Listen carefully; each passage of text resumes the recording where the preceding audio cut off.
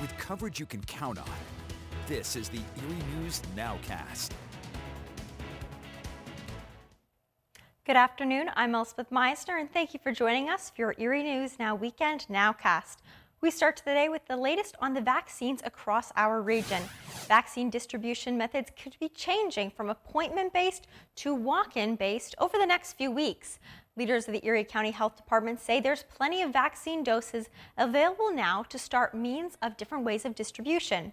This includes walk-in appointments, which the Health Department says will help speed up the timeline to get the county to herd immunity.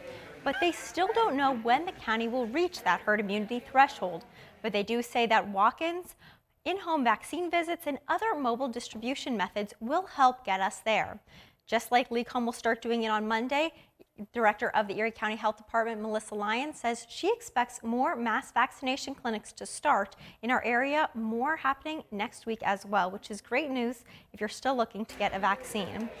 But if you don't want to do the mass vaccination route, you might be looking to get vaccinated at your own local pharmacy, and you just might be in luck.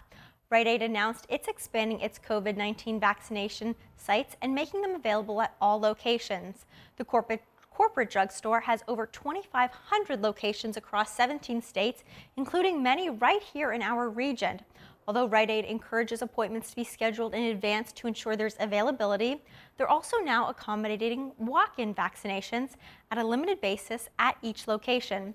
Rite Aid distributes Moderna, Pfizer, and the Johnson & Johnson vaccine.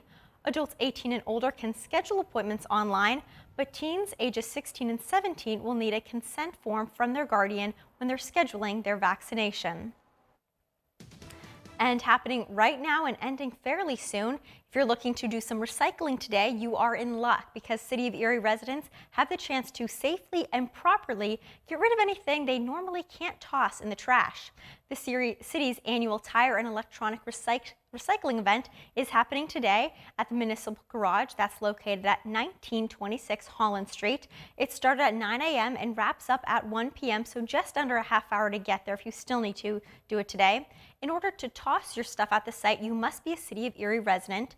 You must bring in a photo ID or a copy of your current tax bill, and residents can dispose to up to 6 tires, but these are only passenger or light truck tires, and rims must be removed. Acceptable electronics include anything from TVs to computers, monitors, printers, speakers, and tablets. And it certainly is some nice warm weather on this Saturday afternoon, and that warm weather brought people all outside all over Erie, including at Presque Isle. The Tom Ridge Environmental Center held a beginner angler class on Saturday.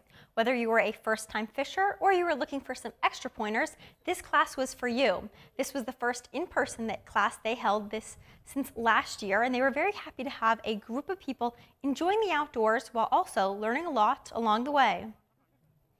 So today is just to get people on the water enjoying fishing, teach them a little bit, and even if they have fished before, maybe they didn't know some of the safety concerns associated with it. And we also talked to a few participants of it as well, and to hear about all the fun they had, including a few first-timers, be sure to tune into Erie News Now tonight at 6 o'clock for the full story. And sticking with weather, while it's nice now, it has definitely been an unpredictable weather season so far this spring. We've had drought conditions, late season snow, and we also recently had a freeze watch. That causes farmers that were hoping that the cold weather doesn't do more damage to their crops. The warmer temperatures in the season caused fruit trees, grapevines, and other crops to start blooming early. Seeing the early budding, many farmers thought this would be a good sign. But the change in temperatures damaged a lot of the crops on Birch's farms, which is over 200 acres. Tim Birch says he'll be watching the thermometer, hoping the temperature stays up and the wind keeps blowing to keep the cold from settling in. He says this is just one part of being a farmer that he simply can't control. That's the risks, the trials and tribulations of being a farmer. So much of it is out of our control. Everybody just thinks, you know, there's good farmers, bad farmers, some do well, some don't. And so much of what we do is totally out of our control. Mother Nature governs us. And farmers across the East Coast have run into a very difficult growing season so far this year. Many just hoping that the weather will be more consistent so their crops can try to recover. Now we want to turn to the latest election news. With primary day less than 3 weeks away, some Erie County voters are just getting their mail-in ballots.